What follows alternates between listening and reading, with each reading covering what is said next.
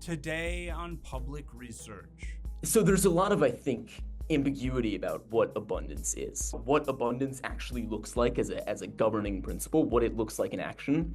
In Colorado, that means union busting, that means housing zoning reform that hasn't really worked, that means cutting the property tax and so forth, all done in very close concert with people like Art Laffer, who is, Reagan's economic advisor. Alex Bronzini-Vender on the abundance agenda of Ezra Klein and Derek Thompson. Its poster boy, Colorado Democratic Governor Jared Polis, and the battle for the future of the Democratic Party. If you're on the left side of Twitter, the big discussion right now is a new book by Ezra Klein and Derek Thompson called Abundance. But even before it came out, I believe, you wrote this piece for the Baffler about one of Ezra Klein's favorite Democratic politicians sort of implementing this sort of abundance agenda, which is the governor of Colorado, Jared Polis. So why don't we start there? Yeah, so I think what initially had motivated me to write the article is that I think that the abundance agenda is this very speculative thing. Ezra Klein likes to define it one certain way, a lot of which I don't find especially objectionable in the book. Then you have the kind of Koch contingent that operates through, the Breakthrough Institute, Foundation for American Innovation. So there's a lot of, I think, ambiguity about what abundance is. So one of the things I was hoping to do, there were really two things that I was hoping to do with this article. The first was to bring the discourse down to earth a little bit, to talk about what abundance actually looks like as a governing principle, what it looks like in action. In Colorado, that means union busting, that means housing zoning reform that hasn't really worked. That means a whole other host of various, legislative, cutting the property tax and so forth, all done in very close concert with people like Art Laffer, who is, Reagan's economic advisor. Then the other hope, which was one that, ironically, many of the people on the people like Matthew Iglesias seem to kind of get this from it as if I was unintentionally doing this. But really what I was hoping to do was prod people on the left to acknowledge the coherence of abundance as a party reform project. In 4 years, after 4 years of Donald Trump saying, I'm doing tariffs, I'm doing industrial policy, I'm using the state to reshape the American economy. You have people like Scott Bessent going out there and saying something to the effect of like, the cheap goods are not the American dream. You have these politics around the Trump administration that really centered themselves around like manufacturing and in a very perverted sense, labor. So politics like the abundance agenda, which really center themselves around consumption, around your ability to buy things, your ability to buy cheap things, I think are going to have obvious purchase in a way that a lot of people on the left have not acknowledged in 4 years. Yeah, I think that abundance, when we look at the 2028 Democrat nomination, you're going to see the traces of that book. I think across the debate stage, people are going to be saying a lot of these points. Let's talk about Colorado for a second. So what was the zoning, the housing stuff? Can we get granular on that he put into place?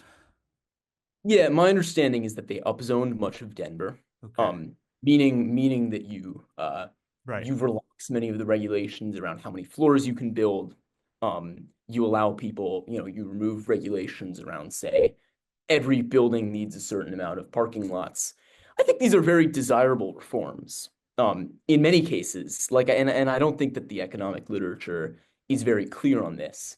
Certainly in terms of having walkable, livable cities, requiring that every new building built has a parking lot is pretty absurd, and is very much a relic of a certain model for American urban development that has not worked and that has worsened the quality of life in American cities.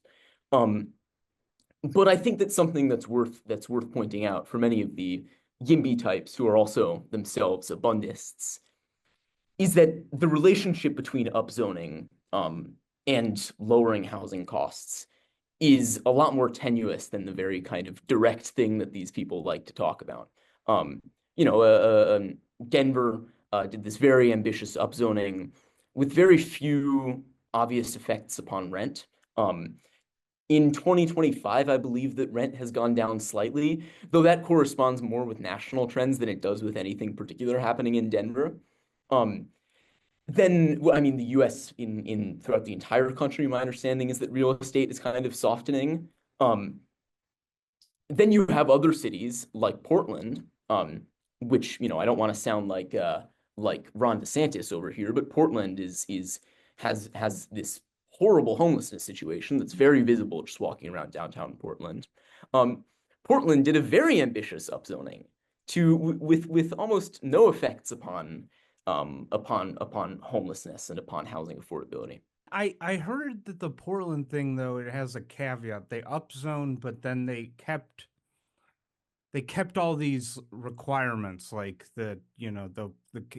this percent of the contractors have to be this percent of that. They didn't get rid of a lot of that. So how recent is the Colorado upzoning though? I mean, The Colorado upzoning, if I'm not mistaken, was an initiative in 2024, though I may be wrong okay, about. so they would Um, probably say it's too early. Actually, it may have been a little later. Sorry, Okay. a little earlier, Yeah. actually. When YIMBY people point to Austin, Texas, Mhm. which has had a ton of building, Yeah. much more relaxed zoning regime in Texas, and the rents have dropped there a lot. What do you think about that? I think that the first thing to note about Austin, Texas, is that Austin has hugely increased its housing supply. And despite all that, rents have yet to return to where they were pre-pandemic.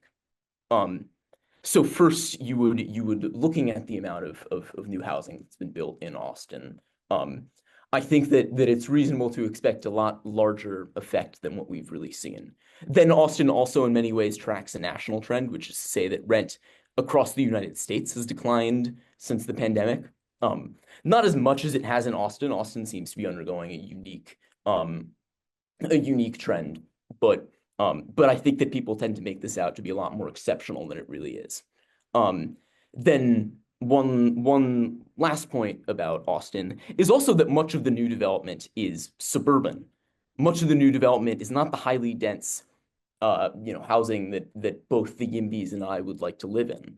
Um, Austin is a city that has a lot of land, and Austin is a city um, that even with the upzoning has not really become much more dense. Right. So They're let's let building sprawl effectively. I shouldn't skip over Jared Polis too quickly. He's an interesting story, right? Mhm. So he's very wealthy. People might remember back when TV was a thing. If you're old enough like me to remember this thing called television, there used to be these ads for flowers.com. Yes, that was a Polis Now, initiative. tell us what's the connection there? Yeah, well, Polis founded, I believe, three or so companies, which he all sold at the height of the dot-com bubble.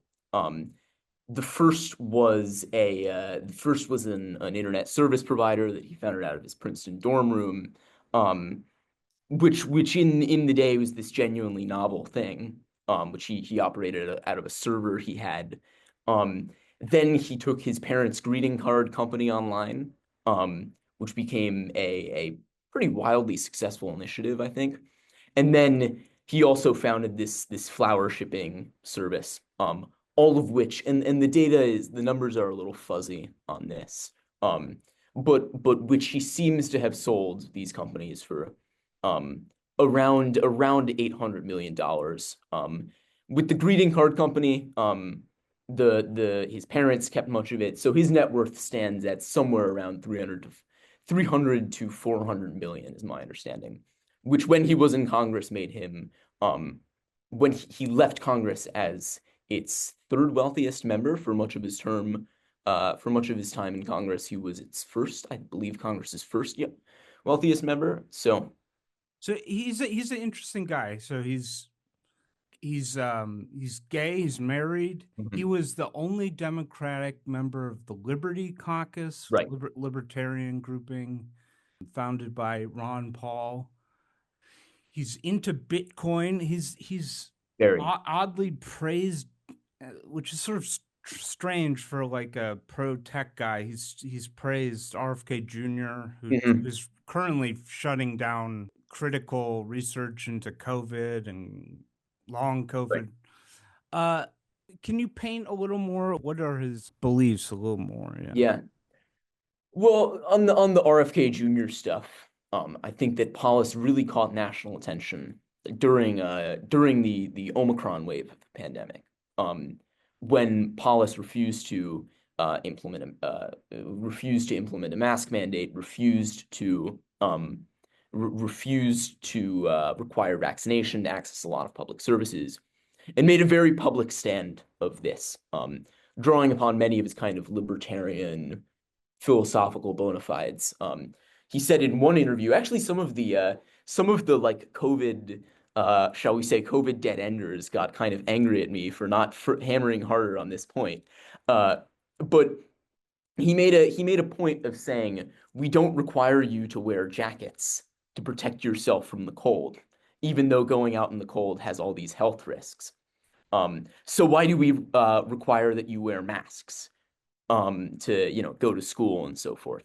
Um, Obviously, that's kind of strange logic because when you don't wear a mask, you're obviously masks are not only just to protect yourself; they're to protect the people around you. Um, Whereas jackets are only to protect yourself. But he made this very public stand of like drawing upon these libertarian principles about what is and isn't personal responsibility around that. So I think that's Paulus touchstone number one. Um, then obviously around weed, around capital punishment, these are all issues that have always been near and dear to libertarians, which are also important to Paulus. Um, but I think that one of the things that makes Paulus very unique as a Democrat, and this is something I point out later in the piece, is also that he's not really he doesn't really oppose industrial policy, and he doesn't really oppose many of the market shaping initiatives that the Biden administration said about the three big industrial bills, CHIPS, IRA, and the bipartisan infrastructure law, all very celebrated by Paulus. Within libertarian corners, and this is a question that Nick Gillespie, who's this libertarian podcaster, asked Paulus, do you think that the Biden administration's overspending caused the 2021 to 2023 inflationary crisis? Paulus has very persistently rejected this. Paulus has said no. In fact, it's just because we don't have liberal enough immigration laws, and we need more immigrant labor in the United States, and that will resolve the labor shortages, and that will bring down prices. And then at some point, he said Congress should establish a commission to that it will say will look into inflation. Um, but he said that should be with the specific purpose of just creating expectations, didn't exactly enumerate what he thinks that commission will do. Already there's something, I would say, somewhat left-wing, somewhat even radical to the idea that managing inflation is not a matter for central banks, but instead a matter for fiscal policy and instead a matter for Congress to deal with this. This was like Jacobin magazine put out an issue in late 2022 arguing essentially that this is how the United States should think about these things. So he has this kind of, thinking about Paulus as a highly eclectic, as a libertarian, he seems like this highly eclectic figure. This is something that my editors really, really were confused by, or why are you calling this guy a libertarian if he supports all these things? And I think that the best way to understand a figure like Paulus is to look deeper into Democratic history towards the Atari Democrats. Um, Incidentally, I also think that the Atari Democrats are a great way to understand the shortcomings of what as politics and what the difficulties that abundance may run into as a political program. And I'm writing a longer piece on this at the moment. Y- Um, Yeah, can you explain first what an Atari Democrat was? Sure. And then also, Um, you point out in the article, Colorado this type of Democrat sort of has roots in Colorado. Yeah. Yeah. So the Atari Democrats were this faction in the early 80s in Congress, led led largely by the Colorado Senate delegation. It was Gary Hart, who was the senior senator from Colorado through the 80s, who led the Atari Democrats. And who had himself coined that name. And the Atari Democrats, and I have to credit my friend Henry Tonks, who's a PhD student at BU. He wrote this great article in the latest issue of American Affairs. Strongly recommend. They were this faction in the Democratic Party that essentially was at once estranged from labor liberalism, from unions, from the New Deal.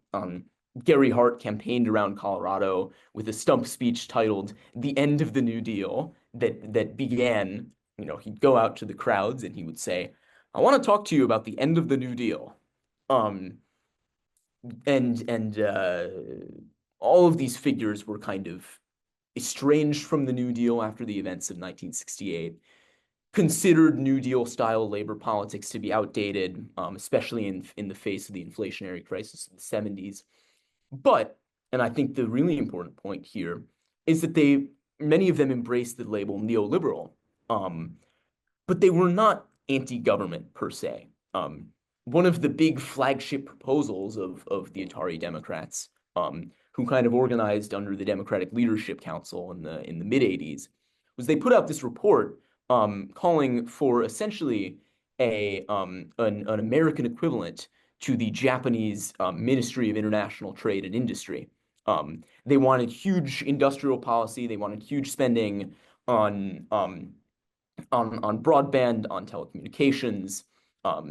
They viewed the deindustrialization of the United States with tremendous suspicion, though they also believed that the coalition of the future for the Democrats was not labor unions, which again they viewed as this kind of distortionary, pernicious element of the coalition, but upper class, suburban, or the suburban kind of professional upper middle class that in Colorado was coalescing really around Denver and its suburbs. You have Tim Wirth, who's a representative of Colorado, goes to his Democratic colleagues in the 80s and says, in very explicit terms, "Look at my coalition. I'm getting all these suburbanites. This is what you guys need to be doing. This is how the Democratic Party can adapt to the changing electoral landscape of the 80s. And in a lot of ways, their vision of the Democratic Party has come to pass. Right. Yeah. But, and I think this is the very critical point in understanding the Atari Democrats, is that they essentially, by the end of the 80s, were gobbled up by the New Democrats. All this industrial policy stuff. People like Robert Reich, who were kind of associated with the Atari Democrats, ended up in the Clinton administration and kind of tried to do this industrial policy, this synthesis between neoliberalism and this kind of techno-industrial policy, and very quickly realized that that wasn't possible. And very publicly clashed with people like Larry Summers at the Treasury. So they by the end of the 80s, the Atari Democrats had essentially lost all of the battles that they had, except for the make the Democratic Party more suburban one, that they really set about. Gary Hart is very, he has this presidential bid in 1984, which he loses after stuff about his infidelity to his wife comes out. But Gary Hart also he doesn't believe in tax cutting. He's against that. And then the Democratic Party, of course, moves in that direction. So is Polis against the income tax federally or just state level? Okay, so I have yet to fully make this out myself. Certainly on the state level, he is. Okay. However, in his recent podcast interview with Nick Gillespie, where he came out with that quote, I don't believe there should be an income tax. Income is something that's good. The logic that he lays out is logic that could very easily apply to the federal government. He says that I believe what he said was that income is a form of positive behavior. We want you to have income. We want you to be contributing to the economy. And we should be taxing, believe what he says, if I remember correctly, is something to the effect of, we should be taxing things like consumption. We should be taxing things like carbon intensive, lifestyles, things which supposedly are behavior that is not so core to the economy, or at least is stuff that we want to punish. So Colorado, as you point out in the article, escaped, to quote you, the national red shift. Why was that the case? Yeah, so Ezra Klein talks about Ezra Klein made a big deal of this in his piece on Jared Polis. And Ezra Klein kind of suggests that it's because the Democrats in Colorado have a fundamentally more, and Jared Polis in particular, Jared Polis, it's worth clarifying, is a guy who very much does not represent his state Democratic Party. He's clashed with the state's Democratic Party very publicly on many occasions. But that aside, the Polis supporters, the abundists, largely argue that this is because the Colorado Democrats are better at governance.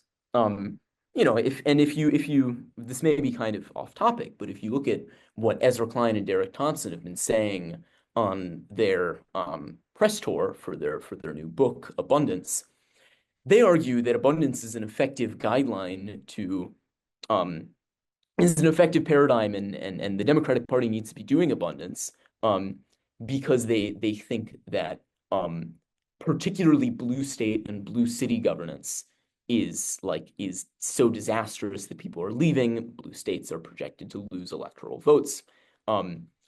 So they believe that abundance is an electoral strategy. And they also, Ezra Klein on believe it was The Daily Show said, I was not shocked by the huge red shift in Democratic cities because they're not doing abundance. They're not doing NIMBYism. So this is what they believe. I think that Colorado is not a state that really offers a workable model for the National Democratic Party. Mostly because Colorado is a very white, very secular state. And if you look demographic by demographic, there's a lot of polling that suggests that really, if you look at how groups like Latino voters voted, they voted very much in line with national statistics. And I think one thing you point out is sort of like what's been happening in Colorado isn't necessarily that Polis is like winning the working class vote more. It's just that the working class populations are moving out of the state more, maybe, and that there's these sort of higher end professionals moving in. Right. Yeah, and in a city like Vail, in a county like the county that Vail's in, which is shifted very significantly to the left. Vail is obviously a ski town. Those places have gotten very unaffordable, especially since the pandemic. Yeah. And that trend does not seem to be reversing. Yeah. So you've had a lot of displacement in these counties which are shifting towards the left. Have you been to Colorado? A long time ago. Okay. But yeah, after the pandemic started, I've done a lot of road trips across the country. One of the most interesting discoveries was, in my experience, North Dakota had a lot more diversity than Colorado. Colorado is one of the whitest states. Yeah. Which surprised me. I would have thought it would have been the reverse with North Dakota, but as far as what I saw, yeah, it's very white, pretty upper income state. So let's talk about abundance. I don't know. Have you seen the clip of Jon Stewart and Ezra Klein talking about this? Yeah, the one that Musk shared. Yeah. Then the 5-year action plans. In between that, the federal government has to put forward a map saying where it thinks we need rural broadband subsidies. And then, of course, the states need an opportunity to challenge the map for accuracy. And you can imagine this doesn't all happen in like a day. Okay. So then the NTIA, step 7, has to use the FCC maps to make allocation decisions. Then, having already done their letter of intent, their request for planning grants, it's hard even to talk about this, man. Step 7 is NTIA must use the FCC maps that were already challenged for allocation decisions. Then, having submitted all this, I think this one is actually quite amazing. Yeah. Having submitted their 5-year plans or letters of intent, step 8 is states must submit an initial proposal to the NTIA. Then, is that the result of their $5 million planning fund? This initial I assume, proposal? but then what was the 5-year plan? OFO. Step 9, NTIA must review and approve each state's, again, initial proposal. By my read, we have had at least 2 initial proposals here, but that's a different issue. Oh my God. Step 10, states must publish their own. Unfortunately, I hate that guy too. But the steps. Mhm. Like they're on like step 14 and I watched it this morning and it I mean, I think made like, me want to tear my hair yeah, out. stuff like that. I don't think anybody can really disagree. Sure. And it's worth clarifying on that video Yeah. that Amy Klobuchar and Jim Clyburn had proposed and you may have seen this, but Amy Klobuchar and Jim Clyburn had proposed a much more streamlined process for dispersing the broadband grant. And in fact, all those procedures that Klein was talking about were put in the bill based on Republican objections, saying, "Oh, but what if the state tries crowding out investment that that a private entity was already in? We need a procedure to make sure that businesses can compete with the government and can make sure that they're not getting, undercut and so forth." So that was very much a Republican procedure. Right. Yeah, the cable companies were part of the reasons why it had all these ridiculous steps. But, let's talk about blue cities for a second. So, for instance, in Chicago, they've been trying to build this high rise, and it's right in the center of Chicago. Okay, it's not like the edges. This one that will have a Walgreens in it for like 5 years. And they've had to lobby because the alderman gets a veto on it. Right. They've had to lobby this guy for 5 years for this thing. It's just ridiculous. It's like Chicago's a city. In a city, you should be able to build tall buildings next to the other tall buildings. So do you disagree with the general premise of it should be easier to build stuff in cities? No, I don't think I disagree with the general idea that we should streamline the process for building skyscrapers and so forth. I do think I have my main objection, I think, to the abundance stuff is that I think that these people assume that simply because we are building, it will lower the cost of housing. And I think the relationship is a lot less linear than they suggest it is. But I think that it would, America clearly suffers from a housing shortage, and I wouldn't dispute that. Well, so let's take the California high-speed rail. Do you agree with their general points about, he was supposed to be done by 2020 or something, and it's like, I don't know. Did you see Ezra Klein on Gavin Newsom's podcast? I've not seen Ezra Klein on Gavin. It's fascinating because the whole book is basically like, look how the Democrats fucked up in California, and then it's the governor of California's show, and he's basically like, yep, you're right on that. So it was supposed to be done by 2020. They've spent many billions of dollars on this. They haven't laid any track, but they said, well, we're finally done with the lawsuits. We can now start to lay down some track. What do you think about the points around that? Yeah, I think that broadly speaking, The points around California HSR are the ones that I object to least in the whole abundance agenda. This guy Paul Sabin, who's a professor of environmental studies at Yale, had this great book that I strongly recommend everyone read. That's called Public Citizens, and I think that it's and I read it in preparation for another essay that I'm working on, but in which he charts this very compelling history of how largely professional class liberals instituted the systems that are now used to block projects like high-speed rail. And I think that a lot of people have been kind of upset by the very totalizing claims that Ezra Klein makes and that Derek Thompson make about the limits of redistribution and so forth. But I think that on these questions like California high-speed rail, there's not obviously you should not spend 10 years doing permitting that I've read on California high-speed rail. I think that the least dicey part of the story is the infrastructure part. Okay. I'll leave it at that. Right.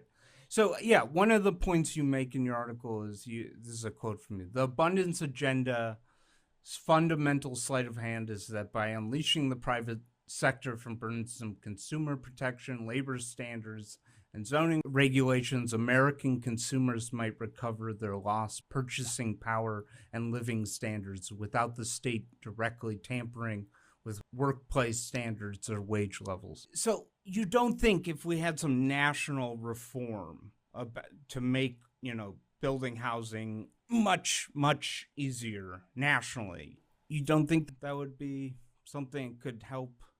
Yeah, I mean, I think that it could have that effect, but I think that you need to do a lot more. Tell me about that. The most obvious case of that is that you would need to address the very significant concentration of the development industry, especially on the West Coast. The Real Page scandal is an excellent example of that, where you had developers, and then I think I actually was sorry, excuse me, it was rental platforms, essentially enabling landlords to collude with one another to set prices such that you would not have the kind of price competition that then drives down margins. And really in a capitalist economy, unless you have an unbeatable cost advantage, and this is generally supported by all the literature on how pricing works, unless you have an unbeatable advantage in the way you produce and the way you price your goods, which is to say you have like some kind of patented technology that allows you to produce something at immensely quickly that none of your competitors will be able to regain for the next 100 years because you hold the patent. Unless you have that, it's very difficult to compete on price in a way that actually really can give you a long-term advantage. Because then your opponent cuts the price, and it's really just a matter of who can resist that the longest, and you all end up with lower margins. So I think part of the way you get around that is you need to do antitrust. And this is one thing that, if you look at many of the think tanks that are behind abundance, they're not very definite on what the role of antitrust is in any of this. What would you trust bust though in housing? Are there like 3 corporations that are doing it? Yeah, I mean the developers are themselves hugely concentrated. Okay. Matt Stoller did a great blog post on this a while ago. Okay. Then you have Real Page was the big scandal, which Real Page is a property management software, which essentially allowed landlords to collude to fix and or raise rents, and the FTC did a suit against them. Sorry, not the FTC, the DOJ under Biden did a suit against them, which I believe is still pending. But they very clearly have an algorithm that allows you to push rents up. Well, as soon as their CEO buys enough Trump coin, that will all be gone. Right. Yeah. Well. So what percent of abundance the book do you think you'd probably not object to?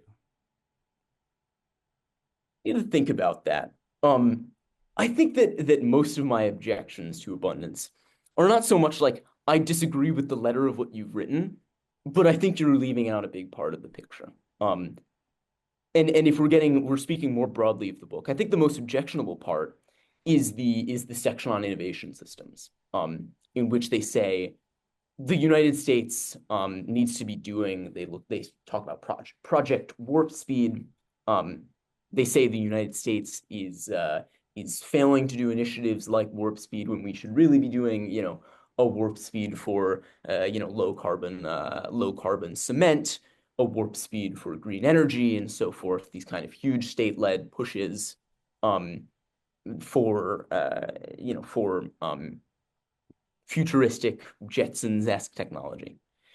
Now I don't necessarily disagree with the idea that we need to be spending more on research. But I think there are 2 points worth raising. The first being that we have to also think about where is this money going? How is it concentrating? You can't simply wave off inequality as, oh yeah, well, we're doing that too, don't worry about it. We're doing redistribution too, don't worry about it. As they kind of shove redistribution in the introduction and then largely don't talk about it elsewhere. The United States had a significant incentive program for EV development. It was called the very generous tax credits and the very generous grants that we gave Tesla. And that produced Elon Musk, an oligarch who's now capable of like buying the government, right? So I think we need to think very deeply about exactly where this money is going. Then they also look to China as a country that has a far more effective innovation system. And Joe Weisenthal made this point in his review. But had you invested $1 in in the Shanghai equivalent of the NASDAQ in 2008, 2009, you would have something like the exact same amount of money today. The Chinese stock market has these occasional periods of huge growth, and that which very quickly flatten out, right? Like the way you make money in China on the stock market is extremely short-term speculation. The line in China, broadly speaking, does not go up. Like over a long period of time, the stock market stays largely stable. China is a country that measures growth in a way that is not so centered around shareholder value. And when we think about that in terms of the way that the United States innovates and the way that the United States relates to and governs its corporations, the idea that like the stock market should not go up is basically as fantastical as proposing That's treason. Sorry? That's treason. Yeah, it's treason. Yeah. I mean, how do you fund your 401k? How do you fund your, Right. what happens to our pension funds? Can any of us retire? But Right? listen, Alex, we came up with Jizcoin, the Chinese didn't. Okay? Right. Yeah. We came up with what's it called? Credit I don't know. default swaps. That guy Big Balls, Oh yeah. who had this business in high school called Tesla.sexy. Yeah. Not quite sure what it did, but it is registered in the state of Connecticut. All right. Anyway. So here, let me lay out my view on this.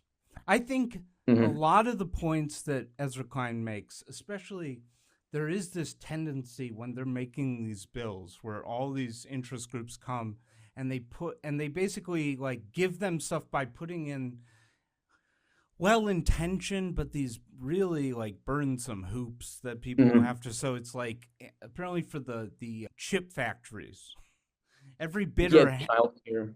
well, they had to write out a plan for how they were going to make their construction industry more female and all that. And it's just like, okay, one of those might be okay, but it's like when you have 50 or like Right. 25, like then it's just like, what are we trying to do here? I think that's unobjectionable. It is a national disgrace, California high-speed rail. I mean, we should be ashamed. And it should be like, we should change stuff. So, and I do think this is a big problem, like these infrastructure bills get passed, and then we don't see it. I think it's like If I may, on the point of Yeah. the gifts and IRA Yeah. child care tax credit Yeah. specifically. Yeah. This is something that Ezra Klein has gone after a lot as everything bagel liberalism. Okay. Which is to use this term in the book and in his writing, which is to say it's this kind of liberalism which attempts to get everything done. You try to do your infrastructure law, and you put the childcare stuff, you put the climate stuff, you put the workplace diversity stuff all in. You make them abide by certain, whatever it is, the National Environmental Protection Act. So then in trying to get all of these individually admirable progressive policy goals done, you end up losing the broader picture. It's essentially a collective action problem among progressive groups. And I think that on some level that dynamic exists, especially in cases like, California high-speed rail. I'm unconvinced by the idea that this is hugely hampering that this is hugely hampering American industrial policy in the realm of chips and climate development. Is Klein against the child tax credit? No. This is okay. Child care. Okay. Oh, I see what you're saying. Essentially, an additional tax credit that you get if you are claiming money through the IRA. Right. That goes to Klein is not against the child tax credit. I think it's very important to note that. Because a lot of the more, I would say, uninformed critiques of the book center upon the fact that Klein insufficiently supports redistribution, which is not true, at least of him personally. Yeah, so I want to address that. So it's like I'm in favor of getting rid of all these hoops, not just in the I want to build an apartment building, and they're like, well, are 13% of your suppliers lesbian with missing limbs? I'm not just against make it easier to build in that way, but also one thing I bet me and you agree on is this trend, whether you want to call it neoliberal or Clintonian trend of Democrats designing every benefit, quote unquote, to be won through the tax code so that they can means test it. So it's like we can't just make anything simple. It can't be like you're sick, you go to the hospital, you get it. No, it has to be send in your tax form to this office with your W-2s and then apply for the lottery to get into this program.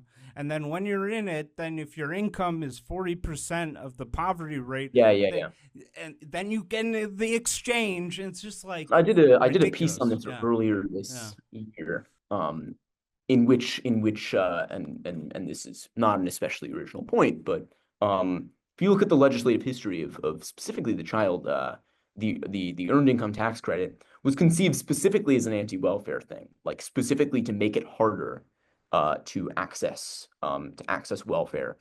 The senator who had proposed it, whose name I'm blanking on, said something to the effect of, well, if we have universal welfare, if we don't do a child, he was referring to the Nixon family assistance plan. He was saying, well, if we do FAP, people will lay about on their couches all day, doing nothing and making babies. That's more or less the quote. So, but I digress. So I have a relative. He worked in the Biden administration. He knows these people in these circles. And I said, because I push for the universal health care a lot. And I said, well, don't we need to, Obamacare is not good enough. Don't we need to just have universal health care? I asked him. He's like, well, nah. We just need to have more doctors and stuff. And I just can't believe that, Kamala ran on the new stance is we have to defend Obamacare. Basically, we like the status quo. And to me, it seems so insufficient. Do you agree with me on that? Yeah. I mean, the Harris campaign was kind of notorious, and Kamala Harris has always been notorious. This is something that people made fun of her during her 2020 campaign, though it's best called the 2019 campaign because she obviously did not make it to any of the primary rounds that were in 2020. One of the things that she was mocked for was these extremely means-tested, extremely specific programs. At some point, someone made a website that allows you to generate Kamala Harris policy proposals, which like had little, I assume it worked something like it slotted in various identity groups and was like, today I announced a 15% tax credit for lesbian amputees who operate a bungee jumping business in a disadvantaged community for 5 years. And I think that's a very bad tendency in democratic governance. That said, specifically on the matter of the CHIPS Act and the Inflation Reduction Act's attempts to condition investment upon the childcare stuff, that's something that I think I would defend. But on healthcare, what I'm basically saying oh is, yeah, certainly on health. What should the what in 2028, if they said what should our healthcare position be, what would you? At very minimum, universal healthcare. Yeah. At very minimum, single payer health insurance. I tend to like I personally would favor a system that's more like the NHS. But again, I think that at this point is, as you said, kind of treasonous to believe. Let's at least, I just heard an interview with Andy Bashir, the Kentucky Democrat on Pod Save America. And he said at the end of it, Democrats need to be the party of jobs and I love this. This is always my red flag. And accessible healthcare. And this obsession with for me, whenever they say access or affordable, and that's always a red flag, because right. No one should be paying for healthcare unless it's like plastic surgery. Yeah, I was gonna say an extremely elective procedure. This idea that the goal should be affordable healthcare rather than universal healthcare. Like the idea is we should lower the boundary such that presumably people who are lazy can't afford healthcare. Presumably that's okay. The way I think Democrats should market this issue is to point to Europe. And it's sort of like saying to Americans, why does that kid get a bike? I don't get a bike. It's like, take Italy. Yeah. First of all, name an Italian big tech company. Can you name one? Well, I am actually Italian. I am a U.S. Italian dual citizen. Hey, I know you have car companies in Italy, but do you have any big tech companies? Yeah, I mean, you don't. Not really, right? Not really. I mean, you have some big telecom companies. So they don't have any big tech companies, yet they get universal health care. We have all these big tech companies, but our politicians say, oh, we could never afford universal health care. Right. Why do they get that and we don't? It's very simple. I mean, I absolutely need to mobilize that resentment. I think that Democrats love to make it complex. Learn a little bit from Trump on making it simple.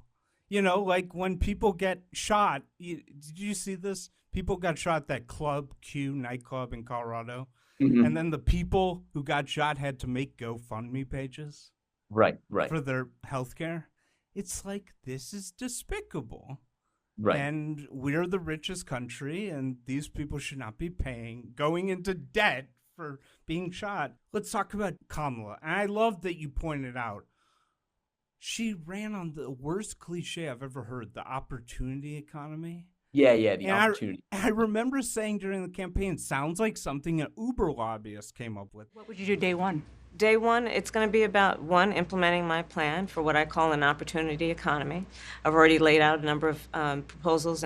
And then it came out there, an Uber lobbyist named Tony West was running the campaign. Yeah. So talk about Kamala.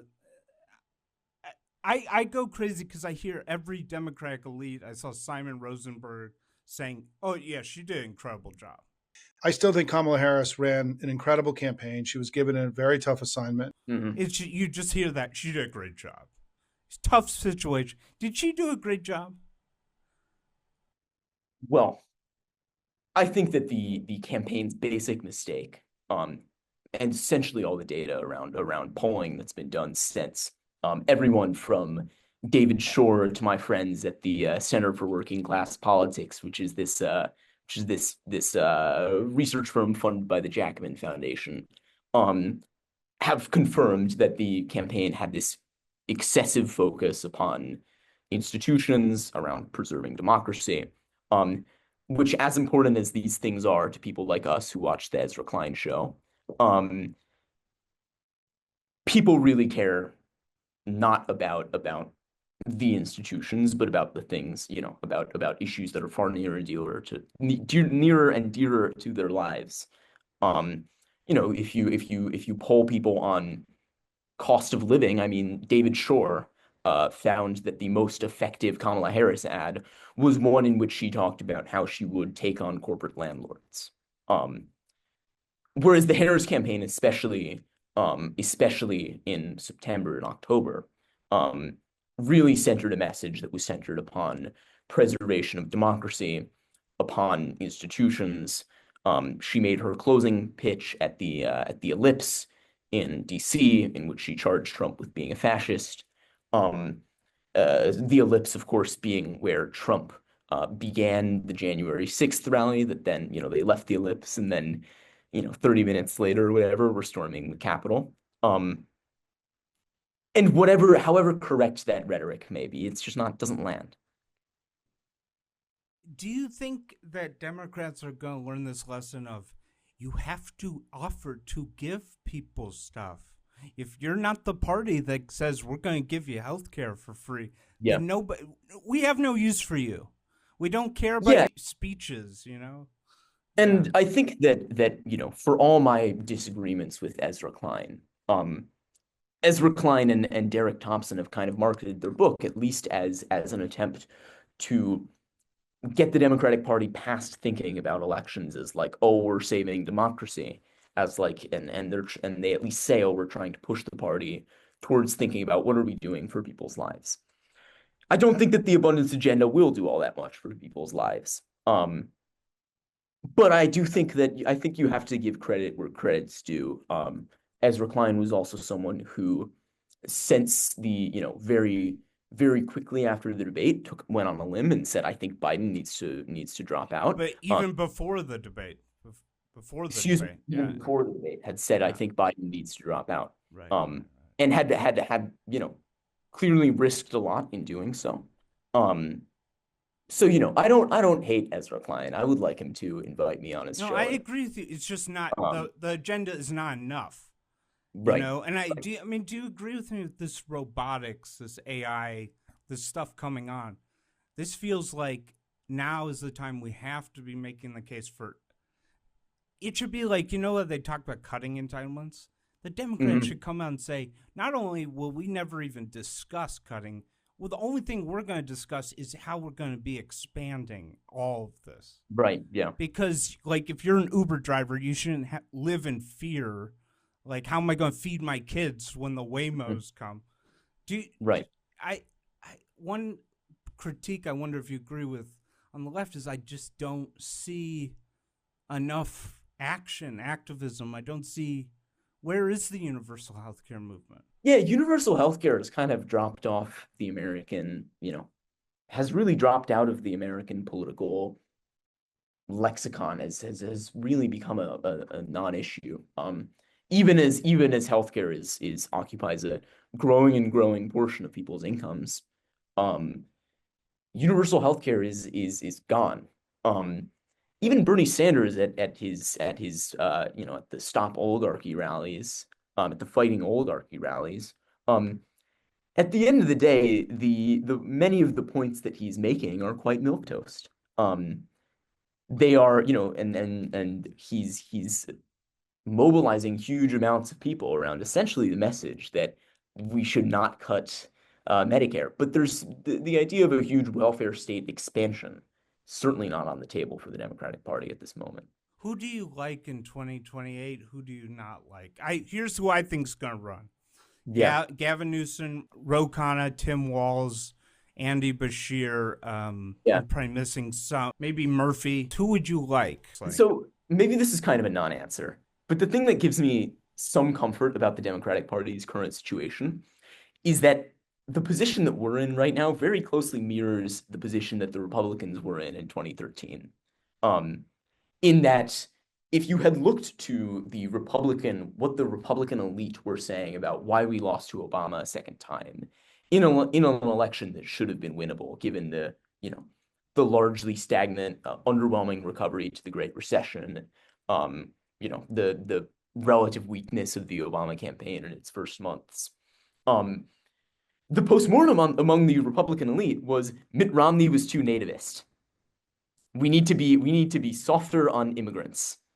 Donald Trump was not really, Donald Trump was a loudmouth, but the idea of a Donald Trump presidential campaign was laughable until 6 months into 6 months after he declared or something, right? Like the kinds of things that set the directions for parties that are as thoroughly humiliated as the Democrats are not really things that we can sit here right now and think about and attempt to foresee. So I take some comfort in that. That said, who do I like? I think that I do like Tim Walz, even though he lost. I think that he's a great communicator. I think the Harris campaign very clearly had him on a chain. And I think that Tim Walz is one of the few Democrats to dispense with the bullshit of means testing. I mean, his big flagship thing in Minnesota was free school lunches. So I like him.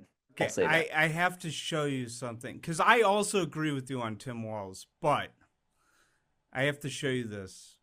She was kind of quiet or whatever. She is dynamic, and she had this sense of charisma and presence. Yes. And yes. Especially amongst young people, where it was a calming presence.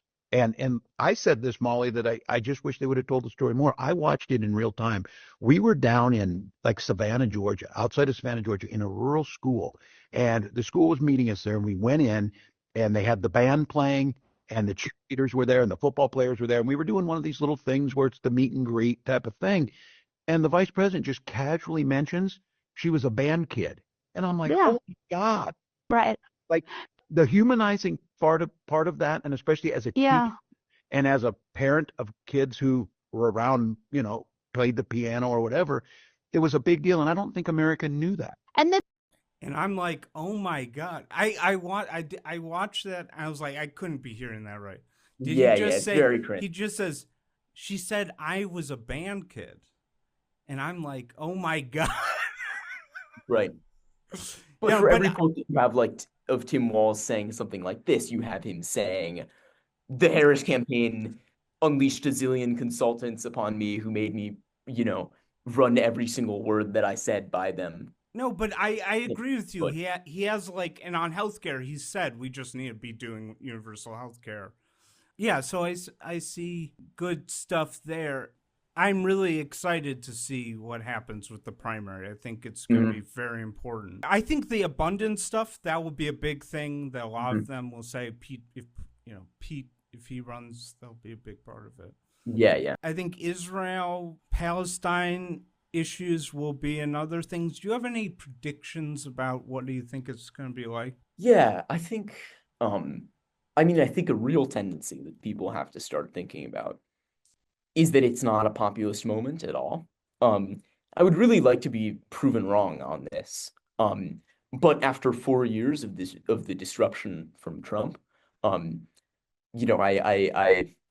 one of the predictions that I've been very vocal about is that I think we're going to get a recession, certainly before the Trump term ends, quite possibly in the immediate future. And I could expand on that if you'd like.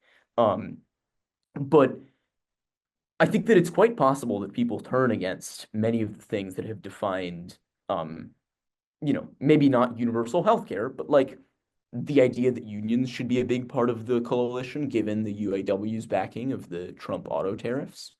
I do think it's very possible that people look to someone who promises to raise their purchasing power through just pure deregulation. And I think that's something that the left needs to think very seriously about. So, insofar as I feel comfortable offering predictions, it's that. Before you go, can I ask you about Columbia? Because Yeah, absolutely. Your small college that no one's heard of has been in the news a lot lately. Why? Of all the American colleges, why us? Yeah. So what are your general I'll make it that vague. What are your general thoughts? Yeah. The thing that I certainly believe, and that I think a lot of faculty here also believe, but are for one reason or another unwilling to say, is that like the repression is extremely fucked up.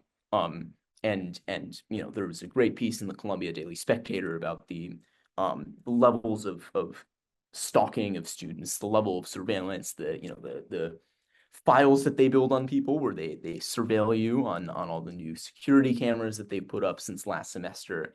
They find you making these kinds of little mistakes. Maybe you, I don't know, let a friend on campus when they should have gone through this very Byzantine protocol to like get visitors, because they've kind of they've this very they've set up these checkpoints around all the gates to prevent visitors.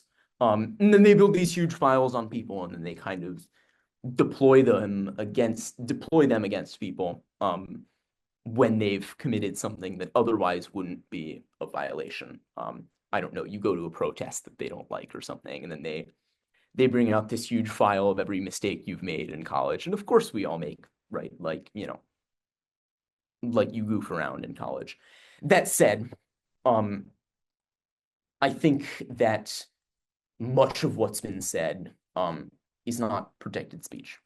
And I think that faculty especially have been very weak in pointing that out, especially sympathetic faculty who have felt, have questioned their sympathies. And you can see this in talking to them, when people are disrupting classes, when people are chanting things like Palestine is Arab, right? That's language that, maybe in a legal sense, it may be protected speech, but clearly that's not the kind of thing that is productive.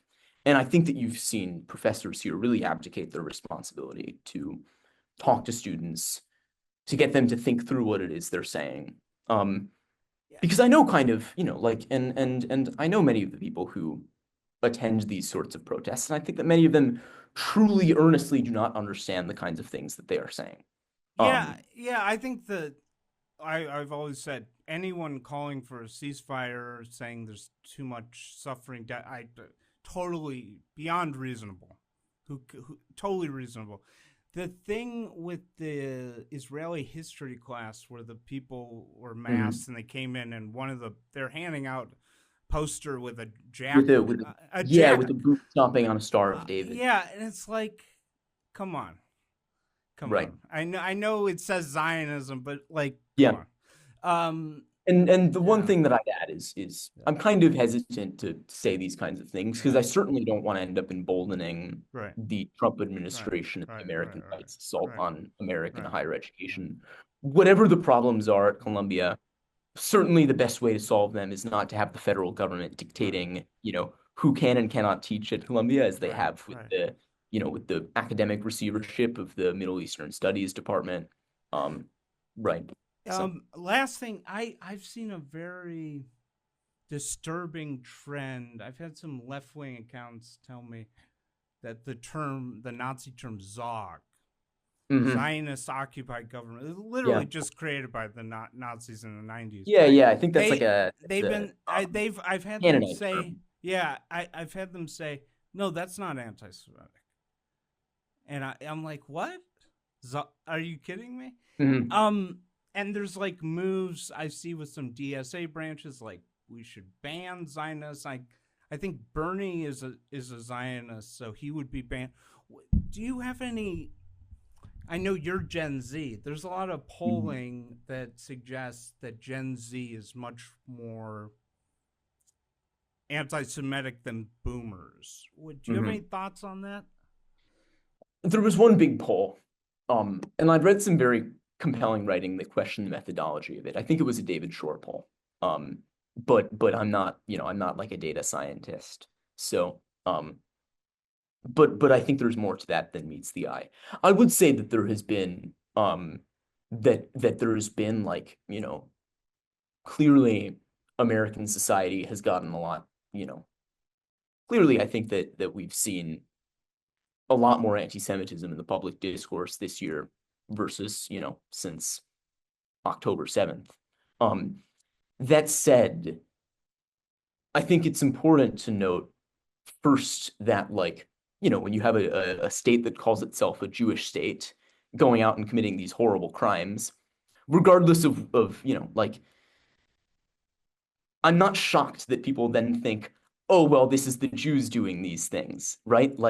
I don't want to justify at all that line of thinking, but I think that certainly to my mind, the worsening of this crisis, you have to think beyond individual moral failings. Then the other thing is that I think that the efforts to